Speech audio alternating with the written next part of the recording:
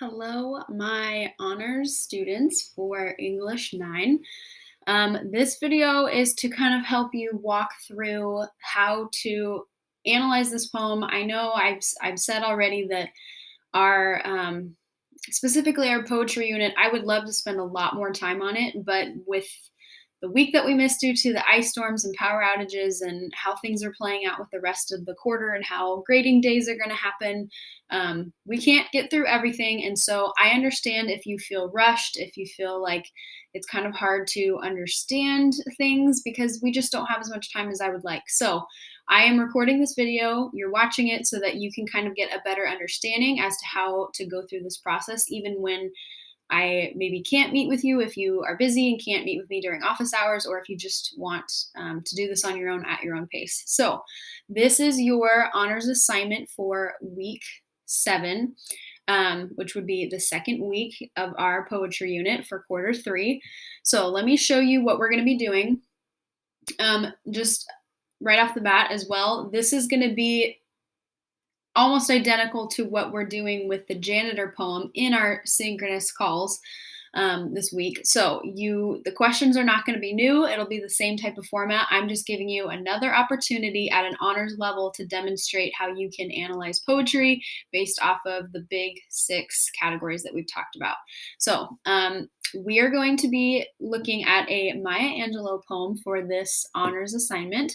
And just really quick, if you are unfamiliar with Maya Angelou, she is an amazing writer. She actually passed away just a few years ago, but you might be familiar with the book I Know Why the Caged Bird Sings, or maybe you've heard of it. That is her autobiography, but she also wrote a ton of poetry. So we're going to be looking at one of those poems today. So the goal for this assignment is, of course, at an honors level, to analyze Maya Angelou's poem using Still I Rise, or sorry, back up. You're going to be analyzing the poem Still I Rise using the questions from the big 6 categories. So again, this is going to look identical to what we're doing with the janitor poem, but it's a different poem, giving you another chance to do this and at an honors level. So I would recommend that as you're going through, highlight or add comments to the poem itself. If you see a metaphor, if you see a simile, I want you to kind of be taking notes as you read because it's going to help you when you're trying to actually answer the questions to analyze it. You don't have to, but I would just recommend it. I think it would be beneficial. So be aware of that. So this is the poem. I have it in the Google Doc itself. But if you are like me and you think it's helpful to hear somebody read it to you as opposed to you reading it out loud, if you click on this link, it'll take you to this website that has the poem on it. And the cool thing about this website is that you can play a recording of somebody else reading this poem. So if you go up here and click the sound speaker icon, you should see this pop up. Oops. And then you can click play.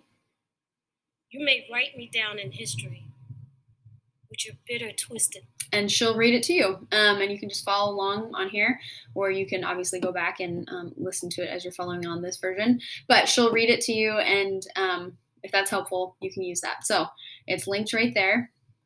I'll get out of that. Okay, so you are going to read through the poem, and when you go down to the bottom, you will see your questions. So again, we're looking at tools. What type of poetic devices, figurative language is she using in this poem? Looking at the title, is there anything significant about the title? Obviously, no matter what type of writing you're looking at, whatever genre, the title has to have some sort of significance because the author had intention in creating that specific title. So looking at that. The speaker, what is the speaker, the author, what is she like? What does she love, hate, fear? Trying to pay attention to kind of her attitude and demeanor. Turns, this is again where we're looking at any spot in the poem where we feel a shift in the tone and mood, or maybe the rhythm of how the poem is being written and performed. It can kind of speed up the pace a little bit, or maybe it slows down. Maybe there's a break with just one line, a one-word line. So we're looking at where does the poem kind of change its rhythm in terms of the sound and the tone. Paraphrasing. Now, this right here, if you click on this, you will be linked to another or to a Google Slides. So this is going to show you how you might go about paraphrasing. So this is looking at, I would recommend going stanza by stanza because if you go line by line, that's going to take a long time. But this is something that I created as a model to show you what it may look like to paraphrase. It's definitely not exhaustive, so there's not all the answers in here, but it'll show you kind of the breakdown of things that you can notice and look at. So be looking at that.